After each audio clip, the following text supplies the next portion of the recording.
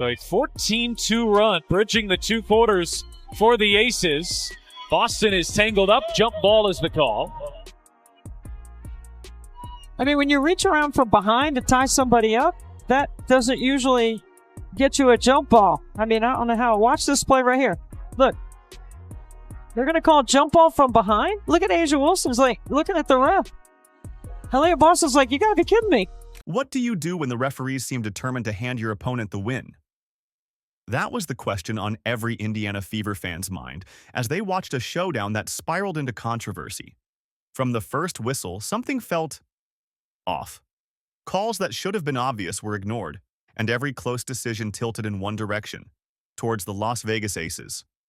It wasn't just bad officiating, it was biased, blatant, and impossible to ignore.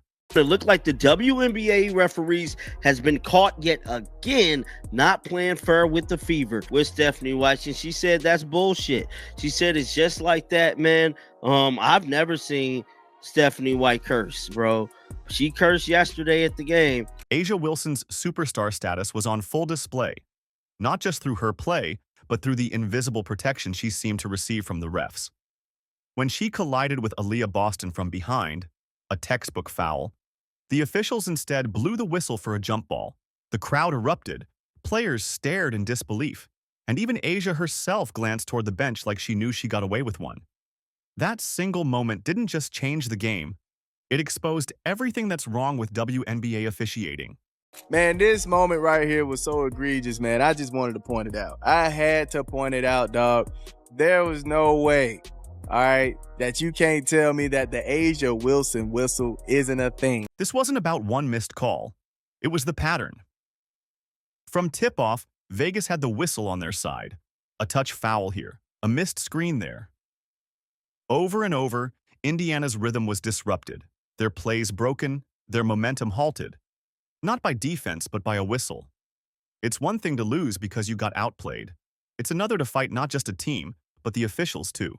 This is the stuff that pisses me off. Look at hands straight up, another foul in the Fever. The Aces had him up 11 free throws to 2. While we watch these officials, let's watch these screens. They're like dirty plays. You could just see them checking the Indiana Fever all game long. Like, these are not good screens. And then watch this. Another, like, they called so many fouls, sent the Aces to the line. And here's where we need your help. This channel is dedicated to exposing the hidden truths in sports, especially when integrity gets pushed aside. If you believe in real talk, unfiltered breakdowns, and standing up for the players who don't get the spotlight, subscribe. Smash that like button, drop a comment on how you feel about the WNBA officiating, and help us push this story to the front of the conversation. YouTube's algorithm rewards noise, and your support is the megaphone. And then look at this. They don't call this a foul. She grabs Aaliyah Boston around the back. That's what Aaliyah Boston's saying. And instead of a foul, they called a jump ball. But I just showed you all the times. And look at this. The Aces player hits it out with her hand. Aerie never touched it again, but they give the ball to the Aces. Look at these fouls. And then look at this. Sophie Cunningham gets knocked over in the back, but they don't call a foul. No foul, and Stephanie White, by now, she is pissed. Referees are supposed to be invisible, but in this game, they were the main character, and not in a good way. Their one-sided calls turned a fair contest into a stage-managed performance. By the second quarter, fans weren't watching basketball. They were watching a bad play with a predictable ending, unless the Fever found a way to flip the script. The stuff the WNBA ignores then makes foul calls like this on Sophie Cunningham beyond comical. Caitlin will shoot 50 free throws a game if she got this whistle. Now, we know Caitlin Clark has not been seeing a promising whistle from the WNBA referees. And I'm telling you right now, it don't look like she will, man. The defining moment came in the third quarter, a play that would be replayed and debated for days. Aaliyah Boston had position, control, and the ball. Aaliyah Wilson came from behind and made clear, undeniable contact. In every basketball game at every level, that's a foul. But not here. Not in this game. The refs called a jump ball, ignoring the fact that Boston had just been wrapped up and dragged backward.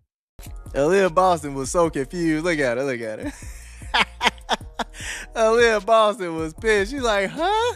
Man, look, the A'ja Wilson whistle, dog. Unmatched. Only two whistles that could match that whistle is Nafisa Correa and Breonna Stewart, dog. Those are only two other whistles that can match that whistle, dog. Oh my goodness. Stephanie White's reaction said it all. She exploded on the sideline, her anger boiling over in front of cameras, officials, and thousands of fans. Coaches don't lose their cool for nothing. That kind of eruption only happens when something deeper is happening, when the injustice becomes too much to take. And in that moment, she wasn't just defending Boston. She was calling out a pattern of favoritism that had infected the entire game. Boston, handoff, Cunningham. Cunningham too strong. Mitchell able to save the day. And it's Mitchell going right to the rim. Beats the shot clock and lays it in. Mitchell to the rescue. Sessions very disruptive, causing all kinds of havoc, late shot clock situations. And then Kelsey Mitchell.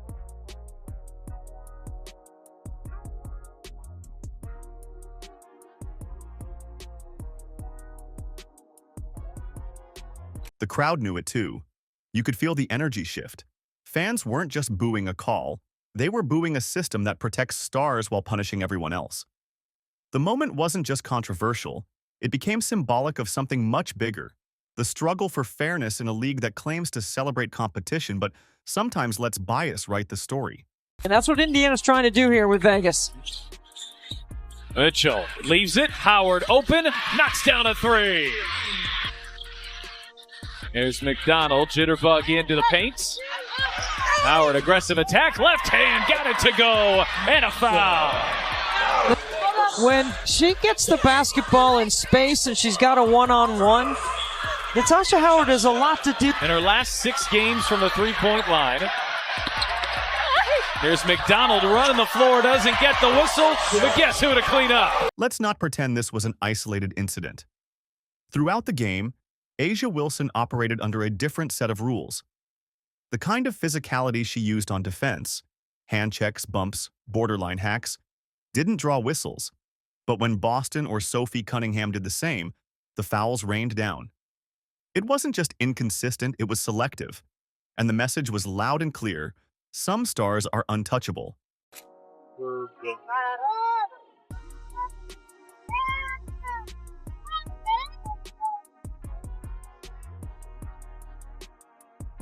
The league and shots blocked. Cole bounces in front. Knocks down a three. Play after play, you could see it happen. A Fever player would fight for position, get bumped, and the whistle would blow. Wilson would return the favor, silence. And when fans and commentators started putting the clips side by side, it became undeniable. You weren't imagining it. You weren't overreacting. The favoritism was real, and it was being enforced by the very people who are supposed to be neutral.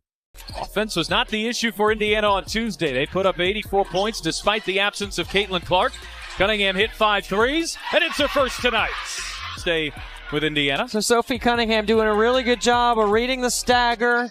You have options off that, and she's reading the second. That kind of bias doesn't just affect one game. It affects legacies, it shapes careers, and worst of all, it destroys trust. Because when players start to believe that the outcome isn't determined by effort or execution, but by reputation and politics, the game itself begins to lose meaning. That's the danger of letting one player, even a great one, play by different rules.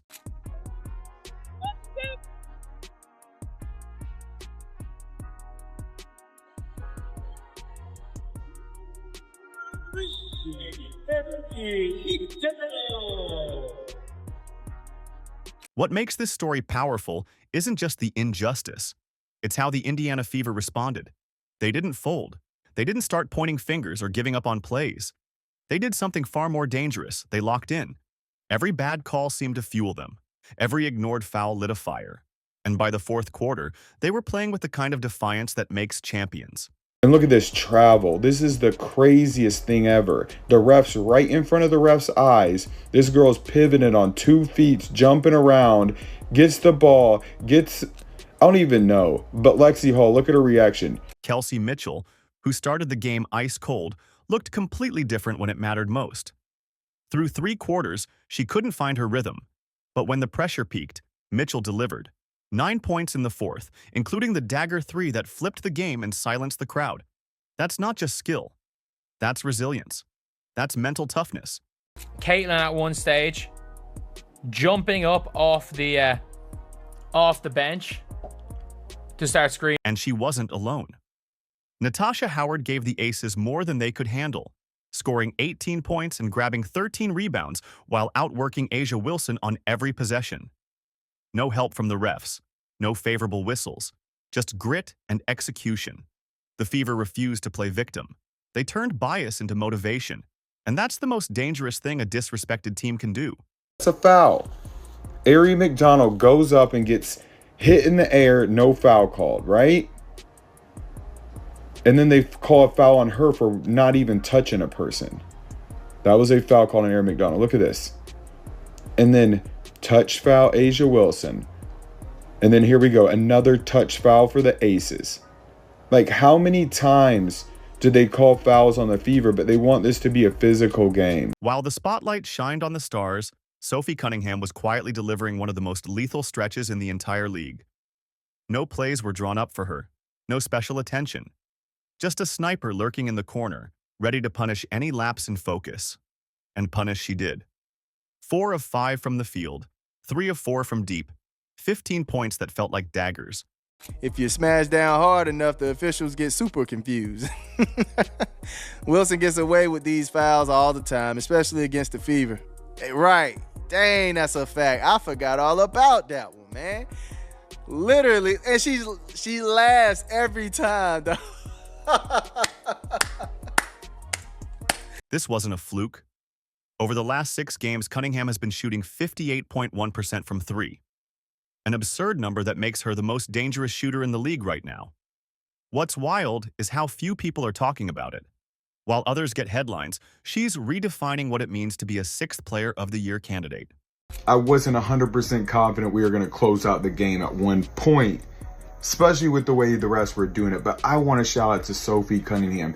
She got like 33 minutes last night, shot 4 for 5, 15 points again.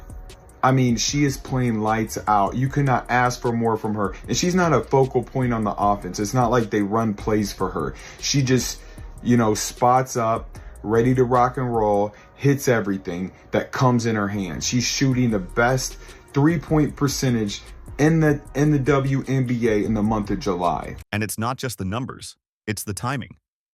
Cunningham's hot streak exploded at the exact moment the Fever needed it, when Clark went down. That's what real depth looks like. Not just filling space, but stepping into the spotlight and delivering when everything's on the line. She's not just a role player anymore, she's a weapon, a closer. And Vegas learned that the hard way. Playing for Sophie Cunningham to start again tonight, or what's your... Yes. What is it about her, I guess, at the start of a game that you like having her in the lineup? Another ball handler, another player who can create shots for her teammates, as well as stretch the floor. A really good defensive rebounder as well. We had at times really struggled from a defensive rebounding standpoint, so like that as well. And her energy. Sometimes you only get one shot. Aari McDonald didn't need more than that. With 35 seconds left and the game hanging in the balance, she pulled up and buried a clutch 3 that sealed the win. It was her only shot in the fourth, and it was the one that ended the Aces' hopes. This run continues, but Cunningham able to put it in. McDonald's stat line won't blow anyone away. 9 points, 4 assists, 2 steals. But her impact went far beyond the box score. She brought energy, control, and fearlessness. Every time she was on the floor, Vegas had to think twice. Her presence forced mistakes. Her hustle created opportunities. And when the lights got brightest, she didn't blink. If you had Melissa Smith on you, I would just clear it out if you're Mitchell. Just tell everybody, go to the other side of the floor. Cunningham straight away delivers with a 3. Or that. This is what separates good teams from great ones. When the Stars struggle, the bench rises. McDonald's performance proved that Indiana's depth is real, that they don't just survive adversity, they thrive in it. And her dagger 3 was the punctuation mark on a night that Vegas thought they could control. They were wrong. Vegas has done a nice job coming on the road, keeping Indiana Fever in check offensively. And Sophie Cunningham, you cannot lose her. Even injured, Caitlin Clark was the heartbeat of the team. She couldn't play, but she felt every bad call, every injustice, every silent whistle like a punch to the gut. Her reactions said what everyone else was thinking. At one point, she jumped off the bench, screaming in pure frustration. And in that moment, she became the voice of every fan watching. Clark understands the game on a different level. She saw the positioning, the illegal contact, the momentum swings manipulated by a whistle. And when the officials refused to call it straight, her reaction wasn't just emotion, and it was informed fury. She knew exactly what was happening, and she hated every second of it. But here's the thing. That frustration, it's fuel. Clark won't forget this game. The way her team was disrespected, the way the league protected its stars at the cost of fairness. This moment will live in her mind, not as trauma, but as ammunition. You think she's dangerous now?